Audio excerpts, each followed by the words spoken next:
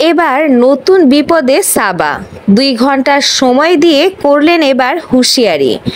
অভিনেত্রী, মডেল ও নৃত্যশিল্পী সোহানা সাবা দেশের বাইরের সিনেমায়ও সুনামের সঙ্গে অভিনয় করেছেন তিনি। ফ্যাশন সচেতনতার জন্য ভক্তদের কাছে থেকে আলাদাভাবে প্রশংসা পেতেন তিনি। তবে এই সময়টা খুব একটা ভালো যাচ্ছে না এই অভিনেত্রীর। দেশের রাজনৈতিক পট পরিবর্তনের ফলে আওয়ামীপন্থী তারকারা এখন জনগণের খুবই অপছন্দের মানুষ। বিশেষ করে সম্প্রতি আলো আসবেই নামক হোয়াটসঅ্যাপ গ্রুপের গোপন কথোপকথনের স্ক্রিনশট ভাইরাল হওয়ার পর ছাত্র আন্দোলনের সময় কিছু তারকার অবস্থান নিয়ে শুরু হয় তোলপাড়। সেই শিল্পীরা নেটিজেনদের কাছে ব্যাপকভাবে কটাক্ষের শিকার হয়েছেন। তাদের একজন ছিলেন সোহানা সাবা। এই পরিস্থিতির মধ্যে আবার নতুন বিপাকে পড়লেন এই অভিনেত্রী। একটু আগে সোহানা সাবা নিজেই নিজের ভেরিফাইড ইনস্টাগ্রাম আইডিতে বিষয়টি তুলে ধরেছেন।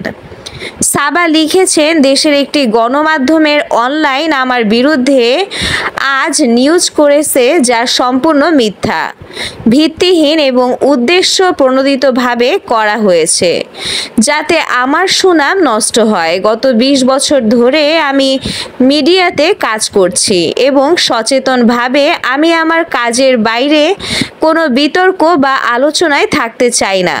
এই তারকা আরও লিখেছেন, এ বছরের শুরুতে একটি প্রতারণামূলক দল আমার নামে মানুষের কাছ থেকে টাকা নিচ্ছিল। আমি তখনই একটি জিডি করি যেন ভবিষ্যতে এ ধরনের কাজ কেউ আর করার সাহস না পায়। সেখান থেকে এক অপরিচিত সাংবাদিক এই ঘটনা সম্পর্কে জানতে পারে এবং আমাকে ফোন করে কথা বলে। এখন দেখছি সে আমার বিনা অনুমতিতে সেই কথোপকথনটি রেকর্ড করেছে, যা সম্পূর্ণ আইনের বাইরে। সবশেষে সাবা হুঁশিয়ারি দিয়ে লেখেন, একজন নারী হিসেবে আমি সে সময়ে আমার সম্মান বাঁচাতে যে কাজটি করেছি সেটি এই অসময়ে এসে ভোরের কাগজ আমার বিরুদ্ধে বানোয়াট নিউজ করে আমার রেপুটেশন নষ্ট করার চেষ্টা করেছে একটি বিকৃত হেডলাইনের মাধ্যমে।